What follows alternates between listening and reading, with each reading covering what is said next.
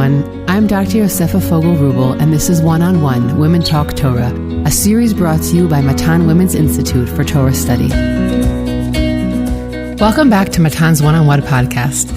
If you would like to sponsor a podcast episode in honor or memory of a loved one, please contact the Matan office via telephone or email us at podcast@matan.org.il. That's podcast@matan.org.il. Each week, we spend 30 minutes speaking about a seminal figure or idea on that week's Parsha. Today, I have the pleasure of sitting down with Rachel Weber Leshaw, who's a Ramit at Midreshet Lindenbaum and the Director of Digital Content at Drachea, Women and Mitzvot. She's here to speak about Parshat Tazria, about the idea of ritual impurity contracted at childbirth. This week's Parsha discusses the impurity contracted by a woman during childbirth, and on the way mentions the obligation to perform a brit milah on a baby boy, and then moves to the laws of tsarat, or scales disease, which can impact people, garments, or homes. Today, Rachel and I will be discussing the first section of the Parsha in Perek Yud Bet, Chapter 12, Impurity of Childbirth. Rachel, it's great to have you here. Thank you so much, Yosefa. It's a pleasure to sit down with you and talk about really the very first thing in this week's Parsha, which discusses the process that a woman undergoes after she's had a baby, specifically that she becomes ritually impure for a different amount of time, depending on whether she's had a baby boy or a baby girl. But in general, the question of impurity, it's a big one, but specifically for a woman who just had a baby, why should this be a moment where she is disconnected from God, from all sorts of things that would require her to undergo a purification process? And particularly, I'll note that many of the types of impurity, including what Yosefa mentioned at the end of this week's Parsha of Tzara'at, many types of impurity have something to do with death. The most highest level of impurity that we have is if someone comes into contact with a corpse, but similarly all sorts of kind of physical ailments that a person might have, or even a menstruating woman who becomes impure. One could understand how this has to do somehow with something leaving the body, some part of the body not being whole anymore. And yet childbirth is so obviously the opposite, right? Childbirth is bringing life into the world. If we understand impurity to have to do with death, how on earth could this woman be impure? Yeah, I would add a few things, which is that the question, I think, is heightened by the fact that when a woman gives birth, she is both a nida, meaning she's considered the status of being a menstruating woman, and she also has specific purity at childbirth, for those who aren't aware of that sort of dual impurity. So I wanted to point that piece out. I also want to remind our listeners of an idea that we spoke about in last week's podcast with Yael Leibowitz, of this idea of ritual impurity versus moral impurity. Childbirth, along with nida and with zava and with certain elements of kashrut, are all items or moments in one's life where you contact impurity simply by virtue of being human, meaning you enter into that circumstance. It has spiritual ramifications. You're sort of touching upon this idea that it almost feels like a punishment of distance, right? Because she can't go to the mikdash, she can't go to the temple area because she is impure, and so she's being pushed away. But I also want to remind us that the flip side is this moral impurity. Moral impurity is sort of what we see later on in the book of Vayikra, more in Vayikra Yudchet, the 18th chapter, of inappropriate sexual relations and other aspects as well. And those impurities are also much more difficult to eradicate from the body. These have sort of the ritual impurities we're speaking about now have a much clearer process of how they are contacted and how they're able to remove them from your body. Whereas moral impurity is a much more complex process, and it defiles people and it defiles land, and the way to remove that isn't always so clear. Exactly. So this woman, nobody is saying she's done anything wrong. Of course, she hasn't done anything wrong. And so the question is, what's the theological underpinning to saying that she has any type of impurity on her for just having given birth to a baby? So in a minute, I want to suggest an answer, which I learned from the writings of Rabbi Yehuda Hertzl Henkin. But before I get to his answer, he suggests a few answers that he saw elsewhere, which he isn't as impressed by, but I want to suggest them just so we kind of cover the whole range of ideas. So he says, maybe one could suggest that, a woman who had a baby in her, so it was as if she has sort of two lives in her, and now one life has left. So maybe that's sort of going down in some amount of vitality, or maybe when a baby is born, when a person is born, it's the beginning of their life, but some might compare it also to the beginning of death, right? It's a person is sort of always, in a sense, on their way towards death. The countdown begins when you're born. Yes. I had never thought of that, to be honest, before I read this idea. It is quite striking to think of our mortality that way. And the other answer that he suggests is that, in a way, a pregnant woman has some kind of partnership with God in creating this baby, and when the baby's born, that partnership ceases. And so maybe the impurity has something to do with a decrease in the level of partnership between this woman and God. In a moment, we'll hear a different answer that takes a very different perspective, but these are some of the ways of looking at where this impurity stems from. It's also interesting because you said before, well, clearly this isn't a punishment, but Chazal do highlight a certain aspect of that, which I'm going to bring up even though you know I'm going to bring it up. They do bring up that element, and it's of course connected later to the chatat, which one can call it a sin offering, although I mentioned also in previous podcasts that others call it a purification offering, right? Why does she have to bring a chatat? Has she performed anything wrong? And I'm bringing this idea up because when Chazal there say, well, it's because when she was in childbirth, she clearly swore that she would never have more children because it was so painful. And later on, she's not going to keep that oath of hers. And so there is an element of sin, quote unquote. I just think that it's interesting that Chazal do add that kind of commentary. I mean, they do go down that route of trying to find something that was wrong here. But those two answers that Rav Henkin offers, which he calls, they're mishuneh. He says they're very, very odd. He sort of removes them from the realm of possibility. It's funny because when I read them, they actually deeply resonated with me. And I'll tell you a story about that, which is that, I think that by the time, I don't remember if it was my third pregnancy, and many women have a real disgust for, like, they'll always talk about chicken or certain kinds of foods, right, when they're pregnant. And when definitely by the time I was pregnant with my third, I felt it was very clear to me that any food item that came from something living, which we would call vegan today, utterly disgusted me. Like, I lost all taste. And then I thought back to previous moments in my childbearing years that had been prior, and I realized that was a theme.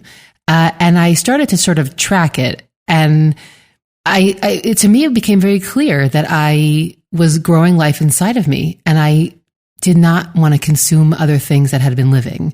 And what's interesting is that while after my third child was born, when that happened in my fourth pregnancy, I never got over it. And I'm vegetarian now, meaning I'm not vegan, wow, but I'm vegetarian. And it very much stemmed from that very visceral. I don't have the disgust anymore once those hormones once they pass, normalized. Thank God. But it was a very visceral experience for me that stayed with me after the fourth. So I was basically vegetarian in my third pregnancy, and then after that wasn't, and then went back to it at my fourth, and then never stopped. So I actually, it resonated with me, that first idea of his. But the other piece also that resonated is that his idea where he speaks about that you have this partnership with God, and that partnership ends essentially when the child is born.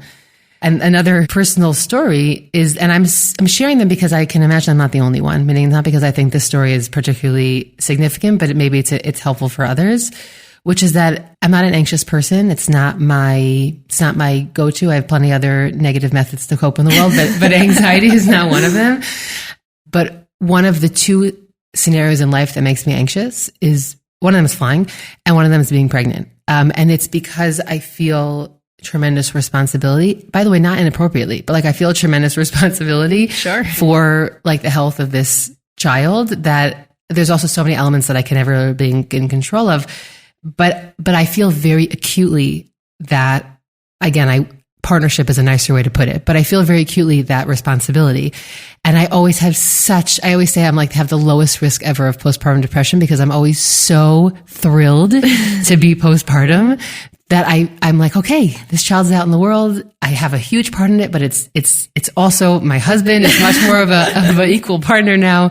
Not really, right? But much more of an equal partner. And for me, I really resonate with that concept of the partnership. It's also God. Finally not 24/7. Even if you are feeding a baby from your body, you still can take a break and not have the baby literally in you. And I very much felt that, right? That there is some kind of separation after a child exits from your body that really does change the way you feel. But let me see if I can convince you. Yeah, well, let's move on to his idea. I just wanted to say that his ideas that he sort of rejects, that also I'm not so sure that they're very familiar to everyone listening in the audience, that I think that they also have their place. But what's the answer that he actually thinks is the convincing one? So all of the answers that we just discussed stem from an assumption that there is a direct parallel between impurity and death.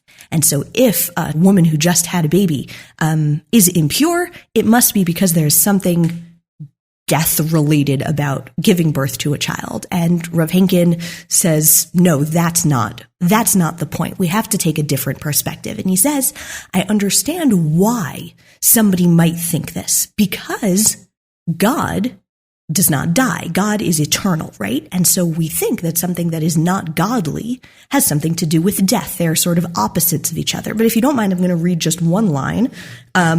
This idea is in Responsa B'nai Banim, Part 4, Essays, the 22nd essay at the end of the book. And he writes, Lidati kol hashela lo hutzga k'ra'oi mirishita. In my opinion, the whole question hasn't been presented properly. HaKadosh Baruch Hu eino met, aval hu gam lo nolad. God does not die, but he also was not born. Lo hamavet levada omedet benigud l'ra'ayon haboreh hakayam la'ad, ela hishtalshalut hadorot kula, leda umita ka'achat, omedet bestira l'nitzchiuto yitbarach. It is not just death that stands in contrast to God's eternal existence, but also the development of generations. Both birth and death stand in contrast to God's eternal being. His suggestion here is that there are a few different types of things that a human being can experience that make them distant from God or need to take a step back from God. And death is the most obvious one. Death is a moment of crisis. Death is a moment where people often instinctively feel distant from God, but God also puts rules into the world that say, you are going to take a step back from my temple, from my presence at certain moments throughout the human experience. But it's not just things having to do with death. It would also be birth, because birth in its essence is something that God cannot do, because God never needs birth. God never needs regeneration. God never needs something new, because he is so eternal. And therefore, as opposed to the perspective that says a pregnant woman is in partnership with God and then the partnership ends, Rav Henkin is suggesting that childbirth is actually ungodly in the sense that it is something that God could never do. And when a woman gives birth, she's undergoing such a human, such a physical scenario, such an undertaking, that she needs to be separated and then undergo a process of purification to allow her to come back and reconnect to the eternal. Yeah, Yosefa doesn't like this. She's making faces. No, I'll tell you a few reasons. First of all, I think that let's take a more academic perspective. That if I go and think of the other kinds of impurities that exist in the book of Vayikra, so I have to go and think, are all of those experiences that make someone impure, or all of them related to an intense experience of physicality that we would say removes somebody from the divine realm, right? That's essentially what he's saying. Yeah. So some of the examples really, they do fit well. And it's, I have to think about it more. Maybe they all fit very well with that example. I guess it still is hard for me because it presents childbirth, which I agree is an intensely physical experience. But there are also many who strive and or experience it as something much greater than that, meaning dafka for them, it's this moment of incredible divinity. So, some experience it as almost like a Yom Hadin. It's almost like a Rosh Hashanah of sorts, because it's both you're aware of the fine balance between life and death, but there also is a birth that's happening. I don't not like it. I just think that I want to be so careful about the vibe or the atmosphere that we sort of imbue childbirth with. But if he's saying that all of these experiences, essentially, whether it's being a nida or a zav or some sort of skin ailment, these are or coming in contact, of course, with a corpse, that all these are experiences that define us as utterly human. And then in that sense, it just removes us to a certain degree from God. But I guess it kind of, to me, goes against, I would say, a more Hasidic or even Kabbalistic perspective of I'm going to bring God into all of those moments. So I don't not like it. I just think that there's elements of it that that I don't like, that it causes me to feel distant from God. I hear that. What I like is that it allows, I think, for a variety of human experiences, because even somebody who does experience birth as a spiritual moment, I think we still would not want that to take place literally in the Beit HaMikdash, let's say. It's still going to be something that requires a recovery period, right? Even a woman who has a positive experience needs some time, needs some space to sort of process what has gone on. And I kind of appreciate this perspective as saying sometimes we need space from ritual, and then we may come back to ritual.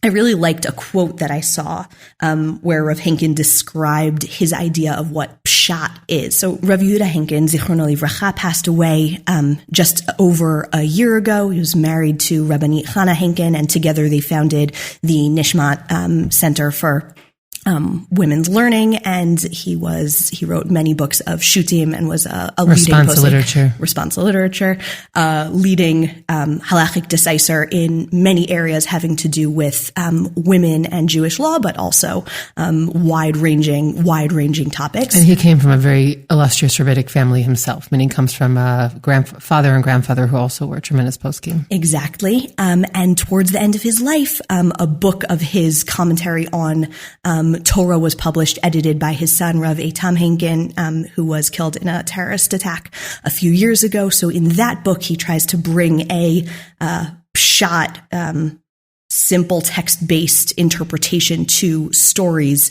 in the beginning of the Torah, Bereshit, and the beginning of Shemot.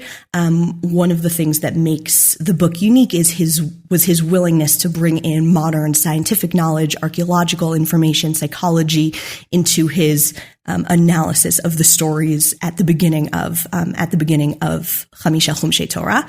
And he once said that he understands pshat to mean it restricts itself to the necessary, the plausible, and the minimal. He felt like he was going to comment on something if there was no better commentary available. And that was what I really appreciated in his idea about the impurity of the childbearing woman, which was, I think he actually looked at the text and looked at the previous answers and felt like there was a piece missing. He felt like the world was waiting for another answer. And I sort of think about this often in a world in which people are constantly writing books, and incredible works of commentary on Torah are still coming out thousands of years later. And sort of this question of, do we still need more? And the answer is yes. Sometimes people find spaces where they feel like more is necessary. And so I love sharing an idea that maybe nobody had said until, the past century or the past couple of decades. I think that that's something really powerful. Yeah. Sometimes people are recycling, most of the time people are recycling old ideas, but in a frame with words, with language that are relevant to the generation. I don't think that has any less value, but I agree with you that there's something very cool about how thousands of years later, somebody could offer an idea that maybe actually was never written down until now. Yeah. And I think also, again, as two women sitting here thinking about our experiences of childbirth, right? The conversations that we have now are just different, maybe as you're saying, just in the language that we use, even if some of the underlying ideas are similar. The way that we talk about these things, the way that women bring their experiences into these conversations in ways that might have been sort of in the background previously and now are in the foreground. I think that that's, a really positive thing, especially for conversations around, childbirth, etc.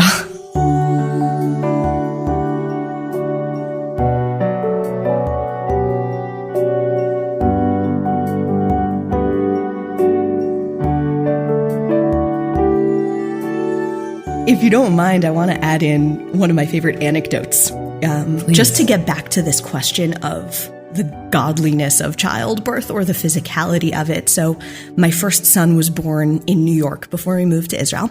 And when I was pregnant, my husband and I took a childbirth class. And because of timing, we did a one-on-one class with a woman who was a childbirth educator. And we went to her home for like a intense, like what to expect when you're having a baby course. And before you sign up for the course, you fill in some kind of form explaining your background and all sorts of things. So we come to her house, and she's clearly Irish Catholic, literally speaks with an Irish accent, crucifixes in her home. We're like, okay. And she was so excited to be talking to an Orthodox couple. She's like, I did research on Jewish birth practices. Do you have a list of the Psalms that you're planning to recite while you're in labor? And I was like, I was hoping that someone was going to put a needle in my back to make the pain go away. Like, I'm here for the, like, how do you know when to go to the hospital? And I'm like, how do you know if you need a C-section? Not like the religious preparation. But she was such a religious person herself that it was obvious to her that somebody from a different religion would bring spirituality into that moment in their way. And to be honest, I found it inspiring. And there are many who do say Tehillim, if not the husband more than the wife, but there are many who do say Tehillim. Absolutely. And I thought, you know what, like, I will add that to my to-do list. It was only funny to get it from the person who I thought was supposed to be preparing me for the physical experience. And, I wasn't prepared for her spiritual guidance as well. But it really did remind me just how different people approach these moments in their lives with such different expectations, and how even, sitting in a room with women who've gone through it, they will describe it in such different ways. For some, what a beautiful moment. And for some, I'm so glad that that's over, and everything in the middle. A combination. A combination. Yeah. Every time you tell it, the story changes. You emphasize different things. And yet this idea of the impurity, right, sort of says, like, take your time to process. That's really what I love about this idea that says, take your time to process and then begin a process of sort of coming back to kind of where you were, because childbirth changes you in some way, everybody in a different way. But I always felt like I needed some time to myself to kind of figure out where I am before I could re-enter the world, really. So you're saying that to you, the impurity or the tum'ah that the woman experiences post-childbirth is part of this need also to stay away from society for a little while. Meaning, it's funny because today you have both movements. You have the world where we're going to let the woman have her own space, and then you have other women who they just want to rush back as quickly as they can to like do their life the way it was before. And I agree with you. And here I'm sorry if it sounds judgmental, but I agree. And I definitely have learned, in my own experiences, that the need to take a step back and to disconnect from all of that and not try and be functional anytime soon is, I think, a healthier approach. I think that it's utterly necessary for everybody. That time frame means something different, but the Torah has its own calculation of how that time frame should look.